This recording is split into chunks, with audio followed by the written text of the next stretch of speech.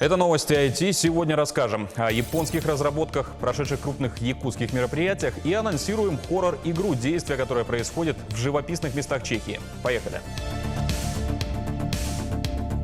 Начнем выпуск с нашей непостоянной рубрики «А знали ли вы?». Ученые и производители солнечных батарей ответили на вопрос, могут ли эти самые солнечные батареи генерировать энергию по ночам. Оказалось, что могут, но только с некоторыми доработками.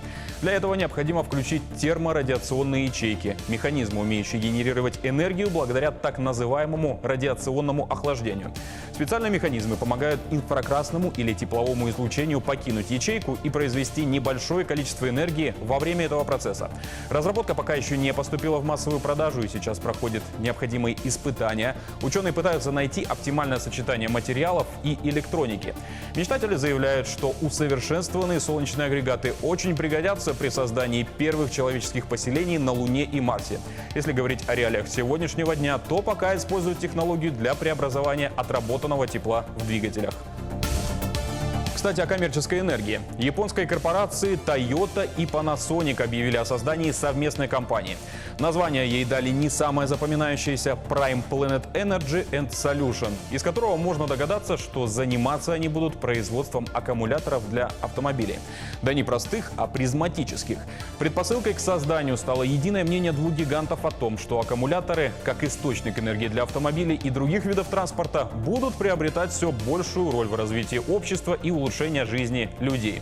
И оснащать ими будут, конечно же, автомобили Toyota. Но не исключили возможность и продаж на стороне. Функционировать новый аккумуляторный концерн начнет с апреля этого года. Состав акционеров разделится примерно поровну. У Toyota будет 51%, Panasonic 49%. По оценкам участников, штат Prime Planet Energy and Solution сформирует около 5100 сотрудников, в том числе 2400 человек в подразделении в Китае. Новостную ленту на этой неделе заполонили новости и о японских роботах. С недавних пор посетителей в одном из питейных заведений обслуживает один из прародителей «Терминатора». Внедрение роботов-барменов позволит решить проблему нехватки рабочей силы, полагают владельцы ресторанной сети Юронотаки. В стране восходящего солнца, где население неуклонно стареет, становится все труднее найти человека на такое не самое вакантное место. Впрочем, как и на многие другие. Перепрограммированный промышленный манипулятор производства японской компании Qubit Robotics обосновался за барной стойкой в одном из питейных заведений Идзакая в Токио. Аппарат смешивает коктейли за 1 минуту и наливает пиво за 40 секунд. Искусственный интеллект и 4 встроенные камеры позволяют ему считывать выражения лиц клиентов и распознавать их пожелания. Механический бармен вполне устраивает Сатоси Хараду из Осаки, который и сам трудится в ресторанном бизнесе. Когда имеешь дело с человеком, того и гляди, можно нарваться на скандал. А тут пришел, напился и домой. Власти Японии упрощают выдачу рабочих виз, чтобы завлечь как можно больше трудовых мигрантов. Но многие компании все равно сталкиваются с нехваткой персонала.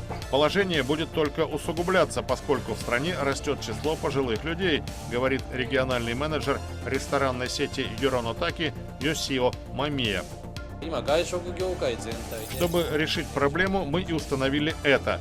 Надеемся создать систему, при которой люди и роботы смогут работать вместе.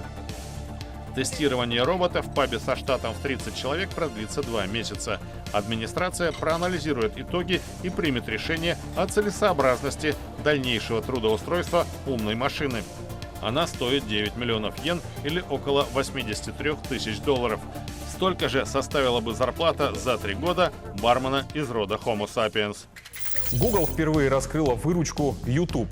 Это первая подобная официальная информация за почти 14 лет с момента покупки видеосервиса. Согласно отчетности, в 4-м квартале прошлого года рекламная выручка YouTube составила 4 миллиарда 720 миллионов долларов. Также из приведенных цифр за все тот же 4-й квартал 2019-го можно узнать, что подписку премиум для отключения рекламы и Music премиум покупает более 20 миллионов человек. Объединив выручку от нее с продажей смартфонов Pixel и умных колонок Google Home, была получена категория «Прочее», которая принесла 5 миллиардов 260 миллионов долларов. С учетом того, что в свое время, а именно в 2006-м, компания приобрела хостинг за 1 миллиард 650 миллионов, то окупаемость зашкаливает и вложения превзошли все ожидания. Но не все так гладко с сервисами Google, как кажется на первый взгляд. Немецкий художник смог обмануть алгоритмы их карт при помощи 100 смартфонов. Он заставил программу думать, что на пустынной улице города образовалась пробка, и отправлять водителей в объезд. Этот человек, везущий тележку с 99 смартфонами по пустым улицам Берлина, немецкий художник Зимон Веккерт, специализирующийся на сфере цифровых технологий. Он проводит эксперимент, цель которого показать, насколько большое влияние виртуальные инструменты в последние годы стали оказывать на реальный мир. На всех телефонах в тележке включено приложение Google Maps в режиме навигатора. В результате алгоритмы программы приняли их за большое количество автомобилей, едущих с маленькой скоростью, и закрасили улицу красным цветом, решив, что на ней образовалась пробка, что в свою очередь заставило многих водителей выбирать альтернативные пути для своих поездок. По словам художника, сервис Google изменил понимание того, что такое карта, как люди взаимодействуют с ней и какие технологические ограничения у нее есть. Его эксперимент показывает, как легко можно манипулировать данными и какой заметный эффект всего лишь одна тележка со смартфонами может оказать на реальную ситуацию с дорожным движением в городе. Роскомнадзор возбудил административное дело против Facebook и Twitter. Им грозит штраф от 1 до 6 миллионов рублей. Компании не представили в срок сведения о локализации баз персональных данных россиян, которые ведомство запросило в конце прошлого года. Протокол составили в присутствии представителя Twitter. Представитель же компании Facebook на подписание не явился. За повторное нарушение компаниям грозит штраф уже от 6 до 18 миллионов рублей. Минкомсвязи России предложили найти баланс в вопросе роста цены на тарифы. По мнению представителей ведомства, сдерживать искусственно рост тарифов и не развивать новые услуги тоже неправильно. Получится ситуация, что компания не будет инвестировать в развитие инфраструктуры, значит, она не будет приходить на удаленные территории.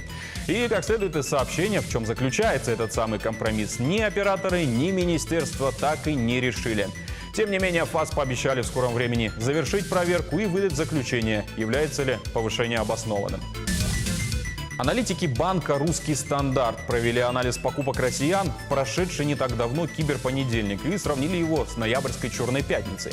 Выяснилось, что традиционным лидером по росту продаж в киберпонедельник стала бытовая техника и электроника, где количество покупок увеличилось на 22% по сравнению с предыдущей неделей. Также в тройку вошли компьютерные программы, где рост составил 13%, и различные профессиональные услуги с ростом в 12%. Для сравнения, в 2019 году в топ-3 самых популярных сегментов транзакций за акционные дни вошли авиа, ЖД-билеты и онлайн-видеоигры. Теперь к региональной повестке. Отборочные этапы самого масштабного конкурса «Моя профессия IT» прошли в поселке Нижний Бестяк. Количество участников в этом году рекордное – 1000 человек из 16 районов Якутии. Отбор вели по 2 категориям – среди школьников с 7 по 11 класс, а также студентов СУЗов и вузов. Главный приз – целевое обучение по программам бакалавриата и магистратуры по специальности информационные системы и технологии в лучших университетах страны. Его разыграют во время финала в Якутске, который пройдет в апреле этого года. А из уже состоявшихся мероприятий в столице расскажем об анонсированном нами ранее ивенте под названием Global Game Jam. На конкурс проник и наш корреспондент, который разведал всю обстановку и узнал, как создаются видеоигры. Слово Юрию Осипову. Саша один из самых младших участников конкурса. Ему 12, и это его первый опыт участия. Юному программисту интересно все, что связано с играми, и он хотел взглянуть на все это изнутри. Я пришел сюда, чтобы поучаствовать, потому что, ради веселья. 2 дня прошли быстро, потому что многие работали, я тоже работал.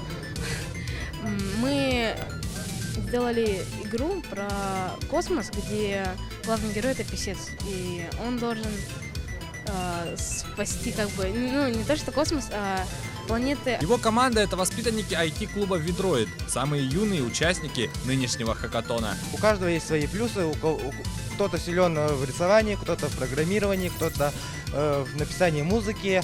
И, к счастью, у нас команда такая сплотилась, что у нас со всех сторон все оказались друг друга взаимозаменяемы. Цель хакатона за 48 часов создать игру на заданную тему. Темой нынешнего конкурса стал ремонт или починка.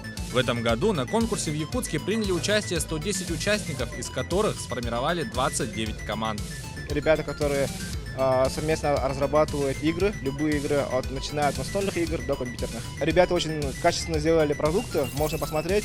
Одним из условий этого конкурса, да, было слово «repair», то есть это ремонт. И на этой математике должны были ребята сделать продукты. Немного по-другому решили участники из команды «Четыре конечности». За время хакатона они разработали 2 проекта, один из которых немного вышел за рамки темы конкурса. Ребята разработали игру-симулятор слепоты. У нас есть надежда, что мы изобрели новый жанр – аудиолабиринт, получается. Игра рассчитана для слабовидящих и полностью у кого зрение отсутствует. Игра рассчитана на то, чтобы расширить ассортимент игр для специально для слепых. Вот получается, мы ищем тихое спокойное место. Тут различные звуковые раздражители, получается, да? И должны найти тихое спокойное место. Вот в данном случае мы нашли, и там уже человек слышит звуки природы. Сначала тишину, а потом звуки природы. Второй год хакатон проходит в рамках мирового конкурса Global Game Jam. В прошлом году в нем приняли участие более 47 тысяч разработчиков в 113 странах мира. Многие игры, созданные на этом конкурсе, становятся полноценными коммерческими проектами. Юрий Осипов, Григорий Николаев, Якутск.